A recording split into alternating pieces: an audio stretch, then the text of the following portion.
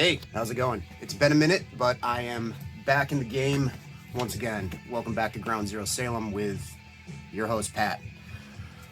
We're listening to Helldoll right now. This is kind of death rocky punk stuff, which has been a major deep dive I've been on.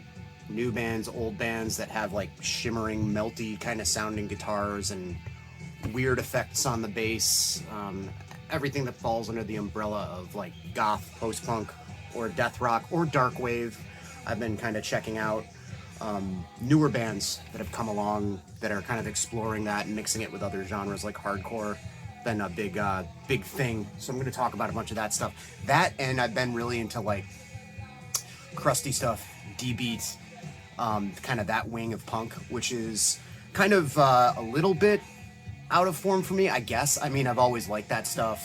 Going back to my early 20s when, you know, I had a dreaded mohawk and all that kind of shit. Like, I was always really into destroy and disrupt, but I'm kind of exploring a little bit deeper, checking out some of the really kind of, I guess for lack of a better way to describe it, kind of monochromatic sounding D-beat bands that are very simplistic and very noisy.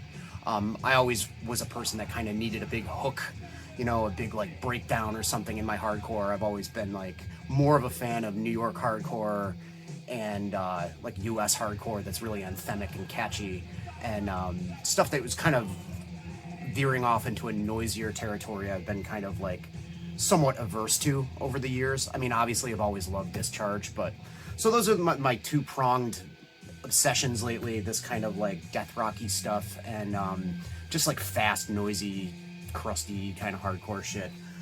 So Helldoll's really good. This is only like the second or third time I'm spinning this. So far it's got like a real melty kind of nightmare-scape sort of sound. This is an American band. I believe they're from Philly. They're on a Philly-based label, World Gone Mad Records, that do a lot of cool stuff. There is a comp that they put out that I got from their distro. Dark Wave from Poland. Is really, really cool. Tons of Polish goth, dark wave stuff. None of it I've ever heard of, but a lot of really good tunes on this. Ranging from 82 to 89, so it's right in that pocket of that heyday of all those bands, all the big bands like The Cure and Sisters of Mercy and Bauhaus and all that. Bands like Madam, Made in Poland is one of the bands on here. Zio, 1 Million Bulgarians, good band. Yeah, super just dark, catchy, kind of death rock stuff. So check out that label. They're if you're interested in that sort of thing. They have really reasonable prices and lots of cool, interesting stuff from all over the globe.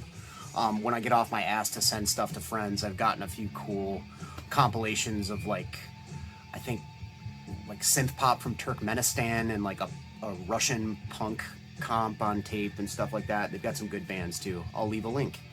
So yeah, it's been a little bit. I've been busy as usual, like always. We went on a little vacation to Western Mass, my wife and kid and I, last weekend. Went to the Berkshires, stayed in a cool cottage that looks like something out of a Grimm's fairy tale. I'll post a picture here.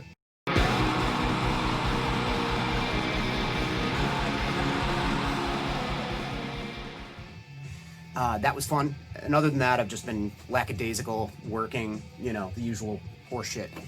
So what have I been listening to? Well, I haven't been listening to much metal. However, like everyone else and their mother, I have been loving the hell out of this Gorious Dead LP. Just came out on Bindaroon, Marty's band.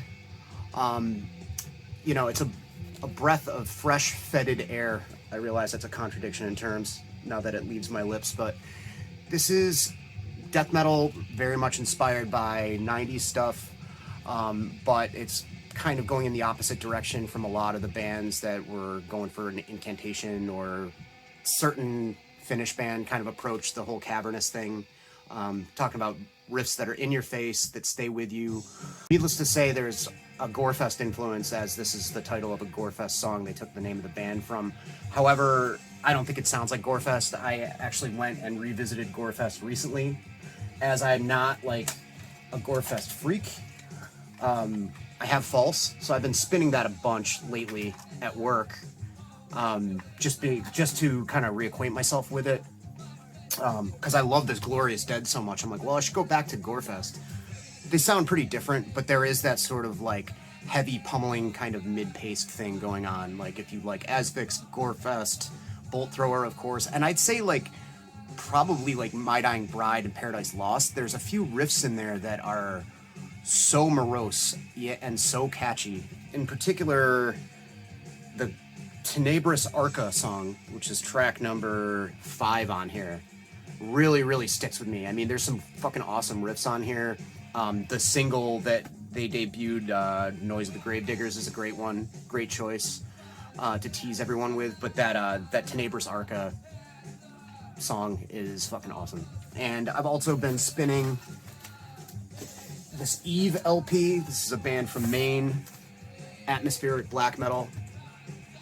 Falling right in the pocket with what's great about the stuff that Bind Room puts out. Awesome, just immersive atmospheric black metal. Got a certain sort of shimmering kind of quality to it. Very dense, very layered. Almost kind of distant, shrieking sort of vocals that have just the adequate amount of effect on them. You know, it sounds very like, I don't know, panoramic, you know, surround sound kind of. Very cool. I can't help but think, like, when I listen to a lot of black metal, is that it does remind me of Ordination of Aaron and Union of Uranus and all those kinds of, like, late 90s, like, epic screamy hardcore bands. A lot of people say that, you know, and I feel like it's almost kind of a cop-out, but as somebody that grew up with that stuff before black metal, I can't help but be reminded somewhat of it, and in a very good way with the Eve LP. I think I'm just gonna rip through LPs, and I have some CDs to talk about too, maybe. Because this has been a whole combination of checking out new stuff with the kind of death rock and goth stuff that I've been into, and also exploring old classics. The same thing with the crusty D-beat stuff. So one band that I definitely have been reacquainting myself with and buying up all their releases I didn't have is the Varukers. And I mean, the Varukers are like a punk 101 band for a good reason, you know, along with Discharge in the conversation of D-beat and influencing that whole scene. The Varukers are way up there. I always felt like they were a little bit more bright sounding. I mean, they had songs about nuclear war and, you know, the government being corrupt and all that kind of stuff, but they had more of just a funner kind of pogo vibe. I don't know. Not really, only slightly more so than that really monochromatic sort of Discharge thing. But this is One Struggle, One Fight, which was re-released by Havoc Records. And, I mean, Felix von Havoc is sort of a patron saint of, like, hardcore punk. He finds all these releases and reissues them, and you can get them for, like, $10. And this was long out of print before then. This is when they started going kind of metal a little bit. When they started going kind of metal, I feel like they did it way better than Discharge did. Not that that's a difficult feat. You know, Grave New World is a steaming pile of shit, of course. But this has a slightly kind of tightened up thrash metal approach, but only slightly, I'd say. It's really good. I didn't research into this, and I should have, but several members of the Varukers went on to play in Sacrilege, notably the guitarist Damien, who I believe plays on this, but I could be wrong. Let's take a look at let's do our research in real time here and look at the sheet. Does it say? This was recorded at Rich Bitch Studios in Birmingham, which is a pretty noteworthy studio for a lot of death metal stuff. Bolt Thrower, Napalm Death. It wasn't produced by Colin Richardson, but that studio did a lot of noteworthy shit. Don't know if Damien was on this or not. I'm gonna say that he probably is. I also got this dual CD. That's Bloodsuckers and Prepare for the Attack. Bloodsuckers is their first proper LP, I think. This was re-released on Anagram. This is getting kind of expensive to get this 2-on-1 CD. Anagram also put out their singles collection, which is the one that I had since, like, you know, my spiky hair days in the late 90s. I had Bloodsuckers on tape for a while, but this is, you know, considerably less metal than One Struggle, One Fight. It's got a lot of kind of pogo elements to it, but a lot of, like, fast raging hardcore as well.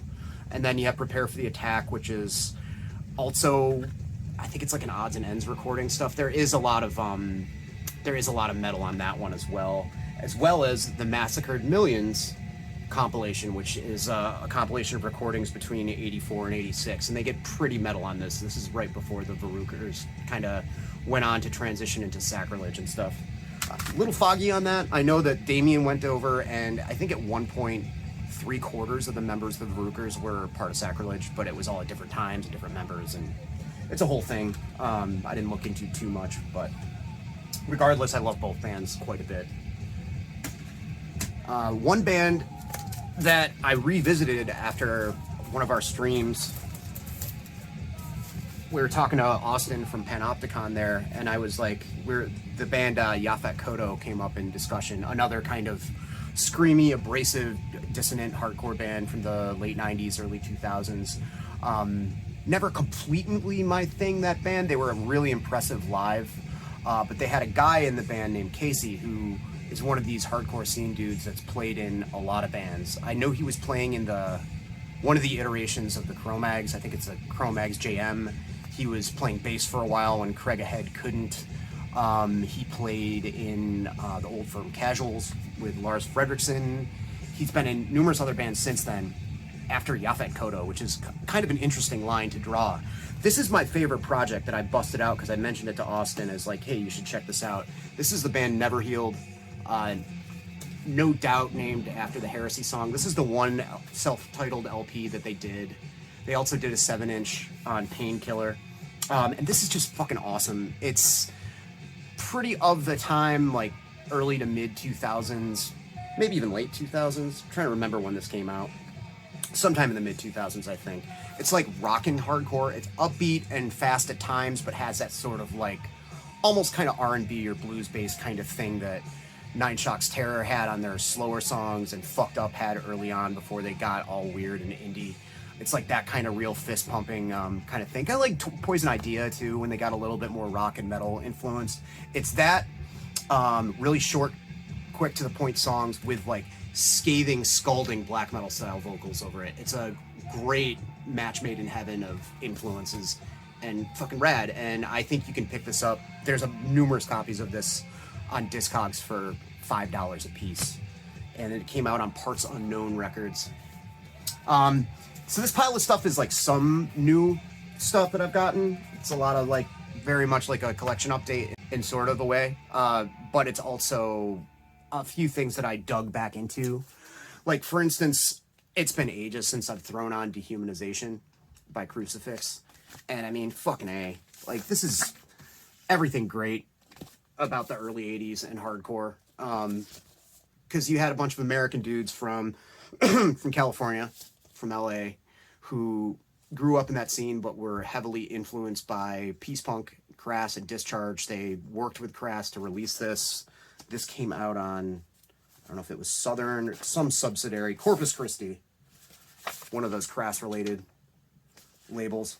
But their sound was fast and angry, and it's so crazy how Sothira's vocals, you know, aren't very on time with the music, but it works for it really well. He has this kind of like slurred, almost Tasmanian devil thing. And if you listen to Agnostic Front early on, you can tell that Roger's taking an influence from these guys.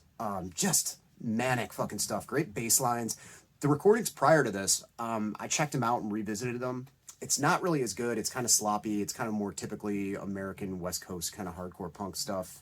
Maybe they'll grow on me, but this LP is a freaking banger. This thing unfolds into a massive poster, which I'm not going to trouble you with right now. And I'm going to flip over this Haldol record. Speaking of giant fold-out posters and Discharge-inspired American hardcore punk, the debut Aus Rotten LP that just got reissued by Profane Existence. The system works for them. Stone Cold classic. I feel like Aus Rotten, as well as Resist, who I've been listening to a lot lately. Resist was from the Pacific Northwest. These bands did a lot to kind of take the approach of anarcho-punk, having very like verbose, heavily worded, well thought out political kind of lyrics, and combining it with like catchier American hardcore, kind of almost more like rock based in a way, or, you know, verse chorus, kind of catchy kind of stuff. Because I've also been digging into Conflict and Flux of Pink Indians and Icons of Filth and stuff like that, and it's good, but it's just so much. They talk so much, and it's such great lengths about what they're passionate about, which is great, but a lot of it doesn't stick to the gills quite as much. Ausrotten was a band that was around for quite a while, mid-90s up until like maybe almost the mid-2000s, early 2000s at least, that were huge. Like if you saw a punk kid at that time, they're usually wearing the Fuck Nazi Sympathy shirt, and they were a band that I took for granted after a while because they were everywhere and everybody listened to them into the ground. My old band Class Action actually had the pleasure of opening for them during the Primate Freedom Tour, which was really cool, and they were great live. But they went on to do Behind Enemy Lines, who Eric Bauer has mentioned a bunch of times, who were great, but I'm not that familiar with them. I should probably explore their stuff at some point. This record isn't playing. Hold on. As a note, I'm actually taping this LP because I've been taping stuff and bringing it to work. The Wi-Fi's been really spotty at my job, so I have this like real fancy-ass bougie Walkman. It's a lot of fun. I've been doing it old school, not for the sake of, you know, being a hipster with having tapes, but just because it sounds better and it actually works without the song stopping halfway through because there's no signal. So yeah, there's been some Swedish and Finnish and Japanese stuff I'm also been digging into. This is all that raw punk stuff. Totalitar, super important Swedish hardcore stuff. A lot of their stuff is kind of like D-beat driven, but I feel like there's a lot of like hardcore in there, like American style hardcore almost. A lot of like traditional punk. There's even some like, I don't know, almost like proto-metal hard rock riffs thrown in there. This early stuff. I saw these guys in Philly many years ago at Pointless Fest with Tragedy and Rambo and a bunch of other bands, and they were insane. It was an insane wall of sound with that great drum beat just driving everything. They had their 1997 album, which has a Swedish name, and I'm not going to attempt it, just reissued on Prank. Pre-orders are up anyway, so check that out. It's really, really good. Been into Riestetet as a Prisoner of State. Finnish hardcore. Starts off with a cover. That's always a weird flex. You know, Celtic Frost did it with mixed results. But this is a Brukers cover that leads us off. Protest and Survive. Not to be confused with the Discharge song. And much of the LP kind of follows along the same way. Like very, very chaotic, fast. Occasionally pogo, kind of D-beat, sort of noisy punk, you know, a little bit of feedback in there, but not like unlistenable. You know, it doesn't get totally blown out the way a lot of hardcore does. I also checked out one of their later LPs. I think it was the last thing they did before calling it a day for a while.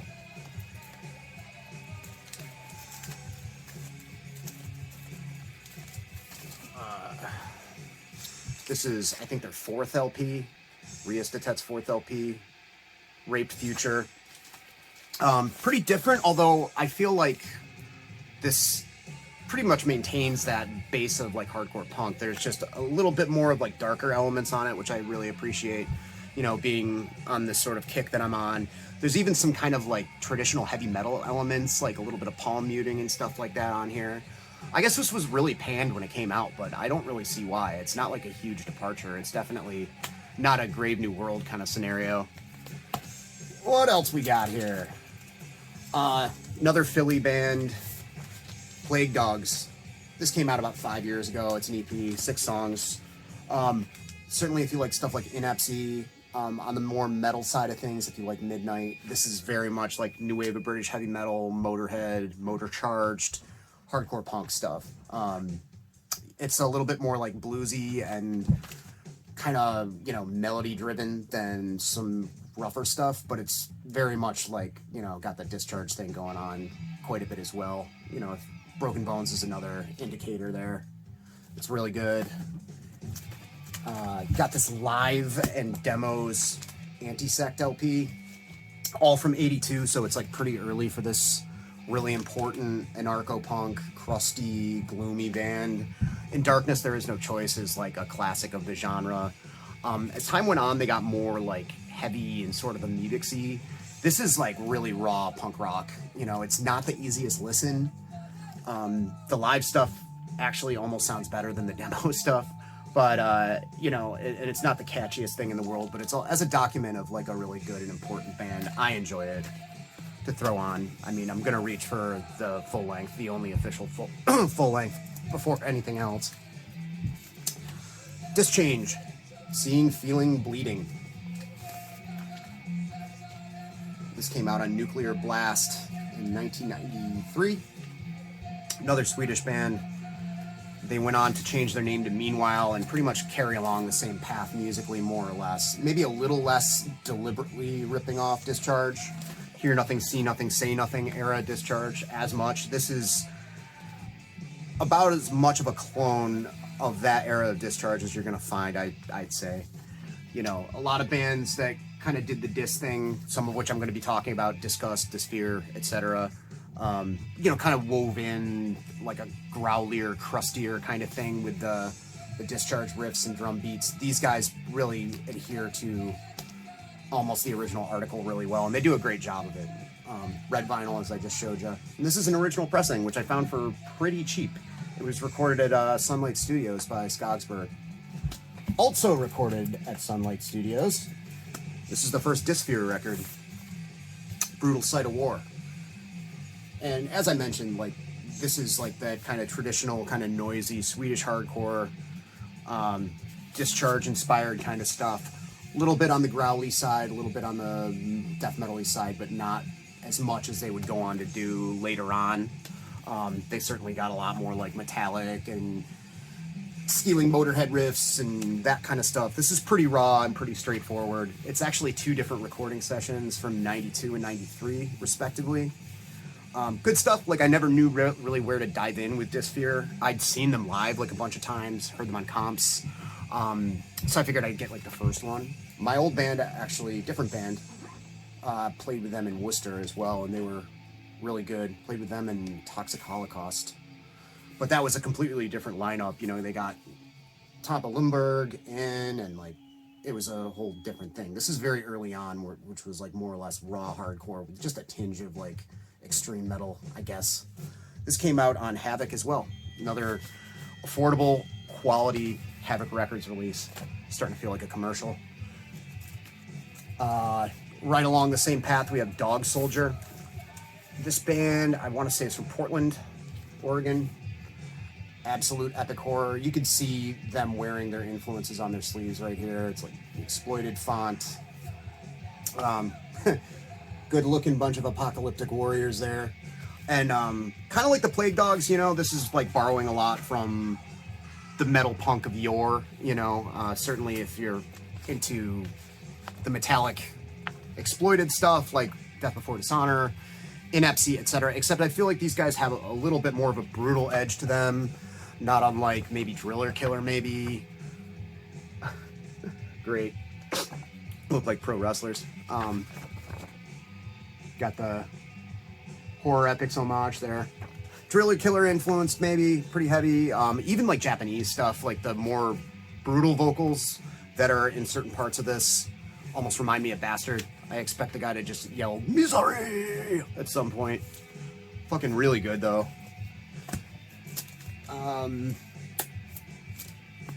And this is a reissue by Part 1.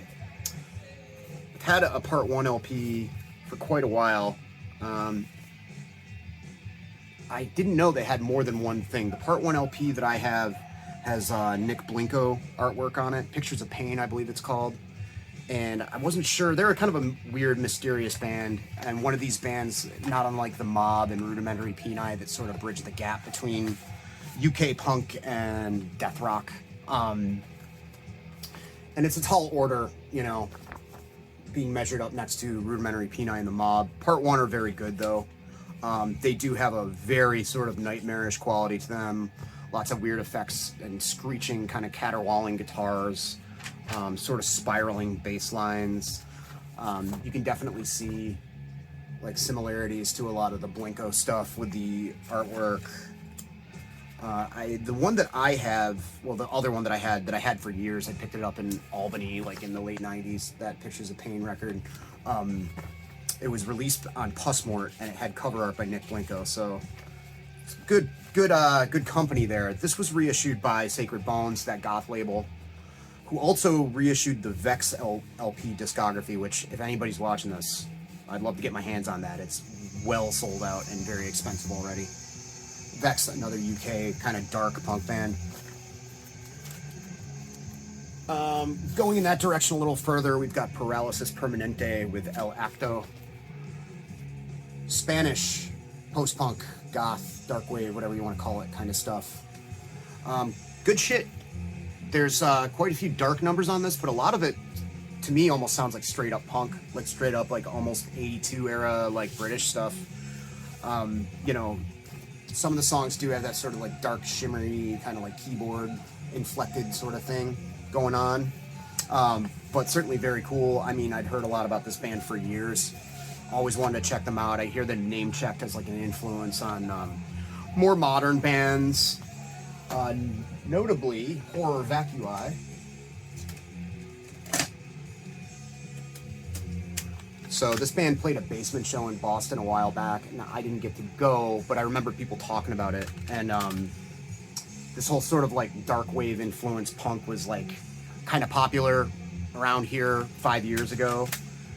And there's a lot of people talking about these guys. This is a new dark wave goth band, but it's very like punk driven. In a lot of ways, it sounds like it's made in a lab goth stuff, like almost like the goth episodes or the goth kids on South Park, like the music that's playing in the background for them. It's almost like that perfect of like just a genre study, and that's not a bad thing at all because it's very well executed. It's got a lot of elements of Sisters of Mercy, like you do, and some like maybe New Model Army going on with it, but also it's got a certain drive to it that's a little bit angrier. It's a little bit more like you can tell these guys were into hardcore at some point, you know. Very good stuff. Like they're really consistent. I've listened to most of their stuff on Bandcamp. Oddly, these two came out on Horror Pain Gore Death, that death metal label that puts out a lot of like gore grind and slam and stuff, right? Like interesting, that Philly label. But this is In Darkness You Will Feel All Right and Return of the Empire. Not sure when. This came out in 2014, 2012 here. They just came out with a new one just this past year. And they were part of a big chain of bands on Bandcamp that were taking proceeds from the stuff they sold digitally and contributing it to BLM and other movements. So I bought their LP on there, and I was like, oh yeah, these guys played in Boston. I didn't get a chance to see that show. I'm going to buy some stuff, and I did. Cool story, bro. Good shit, though. Iconoclast, after visiting Crucifix, I was like, I know there's another couple of bands from California that did sort of a peace punk thing. There was Against, who had their stuff reissued on Radio Rahim, and these folks in Iconoclast, who, you know, did some odds and ends. They did a demo, a 7-inch, and they were on a Flipside vinyl fanzine comp.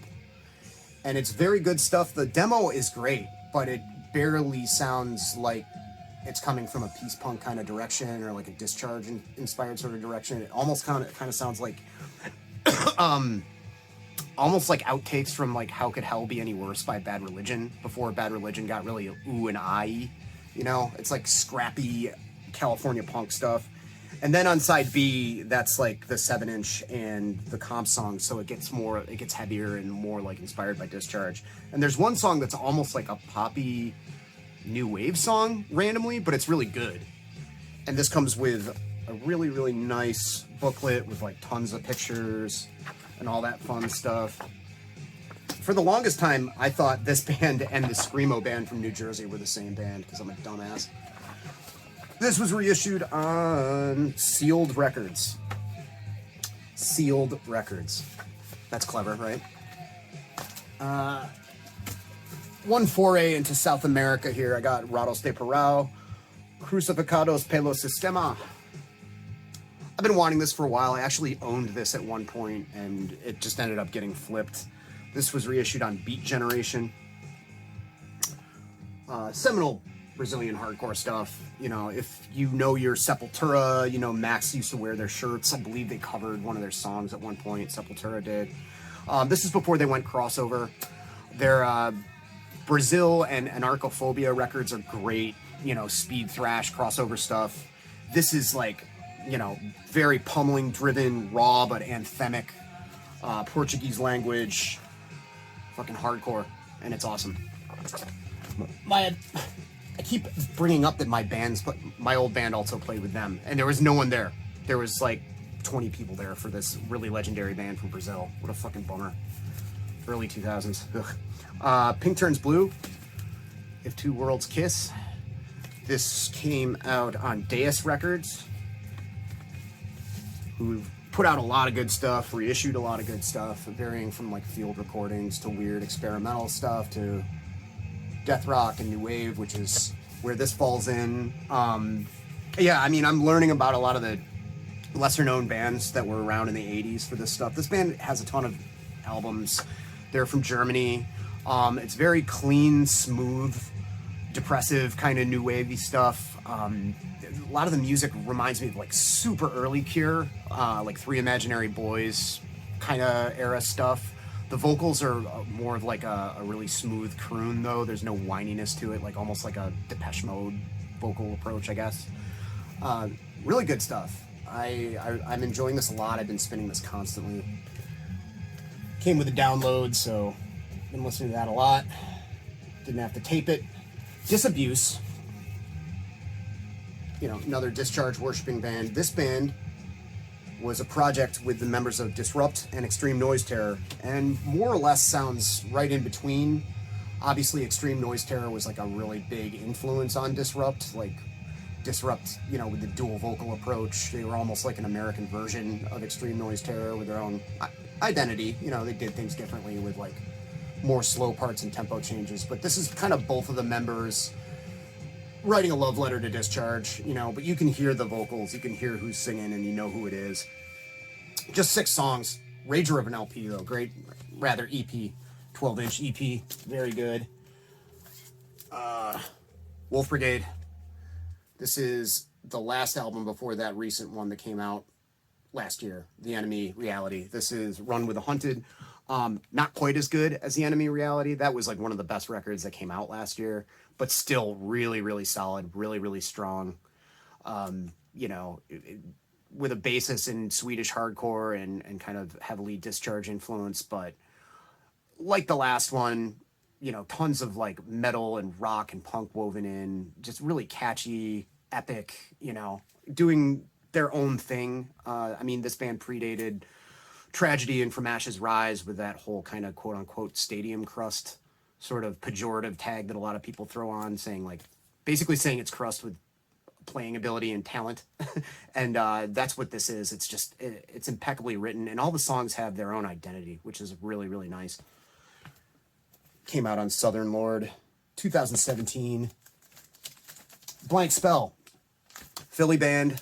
They run that World Gone Mad label, if I'm not mistaken. This is one that I kind of pulled out of the archives. I got it. I talked about it on an update a long time ago, like 3 years ago. I think I got it from Sorry State. I just like the look of the album and, you know, the description. But this is like melty, nightmarish kind of death rock sort of stuff, but with a hardcore approach and tempos.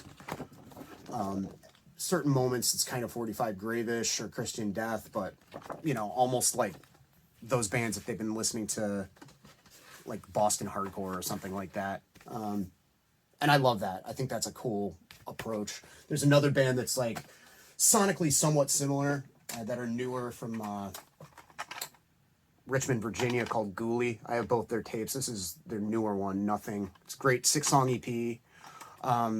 You know, it's got that sort of gloomy element of early American death rock punk stuff like 45 Grave, but also has a real falling apart, like chaotic nature to it. Like almost like early Die Kreutzen, that kind of stuff. United Mutation, super good. The vocalist in particular goes back and forth from like this sort of Dinah Cancer-y kind of singing into this screeching yell, and it's fucking rad. This is so good.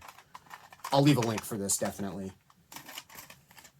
What else? I'm just kind of shooting from the hip here, just grabbing stuff in front of me, if you couldn't tell. Hi, everybody. Look at my hat.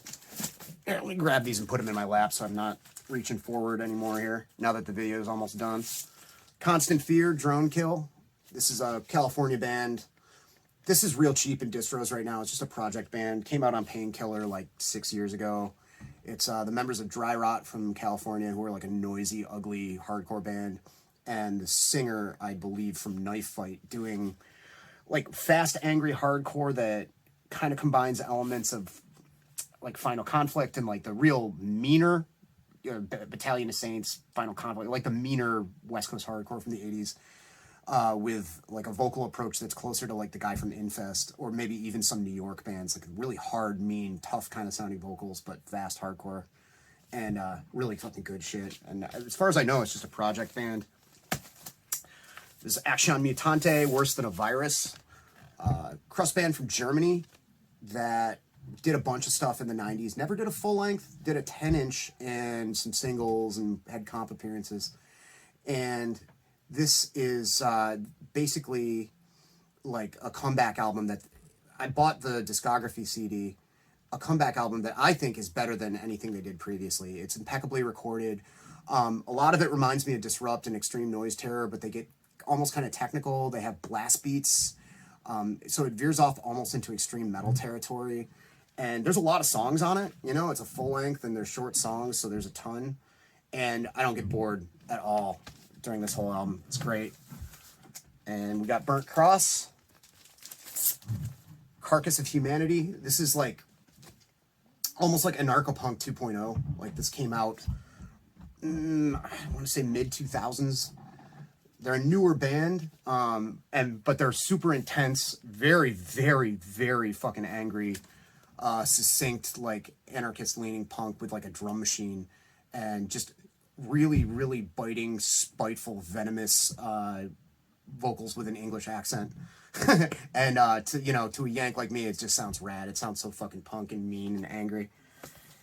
Then I got Deskonocidos. This is a band that was around in Texas in the late 2000s. And this band kind of combines like that death rock approach with like some garagey stuff, and it reminds me a little bit of Escorbuto and like kind of pogo punkish sort of stuff. It's really, really good. Kind of gloomy punk rock with all Spanish lyrics. And what do I want to wrap this up with? A couple of classics I've been visiting here, we'll just say. Got both of these Bauhaus compilations. I've been spinning these pretty steadily. Seminal band, super influential, super important. One of those bands that, like as important as they are, I never really could enjoy them on an album basis. I always have been totally happy with these two pretty long compilations, I do like The Sky's Gone Out. That's the one full length I like by them. As you get older, you get to realize like what the influences are. You can hear the Bowie and the Brian Eno and all that stuff kind of influencing them. There's always a few songs that are kind of throwaway with them, that it's just them kind of fucking around. But the actual like Dark Entries, In the Flat Field, like Hollow Hills, there's some really disturbingly fucking dark shit that they did. And they were never blatant about it either, Faster and Louder, Hardcore Punk, Volumes 1 and 2. Classic. I mean, I had these when I was a kid. They introduced me to so many bands. Dead Kennedys, Bad Brains, Circle Jerks, Suicidal Tendencies. Those are the first 4 songs off of there. But also less known stuff like Red Cross, The Stains, which was predated MDC there, Bobby Sox, the other Subhumans from Canada, the Dills, the Wipers. Like, I hated that Wipers song for so long until like I listened to the rest of their stuff. Romeo by the Wipers. It's a grower, but the Wipers are super important and great. Black Market Baby from DC. And finally, let's just wrap it up because this is like 40 minutes and that's insane. Indigesti, Italian hardcore. Great band. I only was familiar with the split with Wretched, who also great Italian hardcore band. Their early stuff is like so fast and manic, and just the guy's vocal approach, it's weird. It's oddly similar to early Bad Brains. I know that's been commented on before, but that's because it's accurate. And then with their full length, they get a little bit more kind of melodic and kind of paced out, and it goes in a different direction, you know, kind of a sound all of its own, really. Yeah, kind of oddly American in a way. I feel like them in Impact, I always thought were like, you know, not like totally, but sort of American. Oh yeah, Southern Death Cult. Awesome. Those bass lines and the riffs, so catchy. Early Ian Astbury sounds like he's worshiping Dave Vanian almost, I noticed. I love this stuff. And Unity, Blood Days. American hardcore, like half of Uniform Choice or more. Half of it sounds like college rock and it's like super, like almost like radio friendly. The other half is like blazing, tight as a drum, really intense, like vocally. Kind of like upper register kind of stuff. It's only like 2 years between this and like I think the Mindfunk record that Pat Dubar sang on. Same singer. Totally weird to me, but this record fucking rules. All right. We're almost at 45 minutes. That's insane. Yeah, you know, it was building up for a while. It's good to see you guys again. Feel free to subscribe, leave a comment. I'll leave a few links for you. Take care. Talk to you sooner than later, hopefully this time.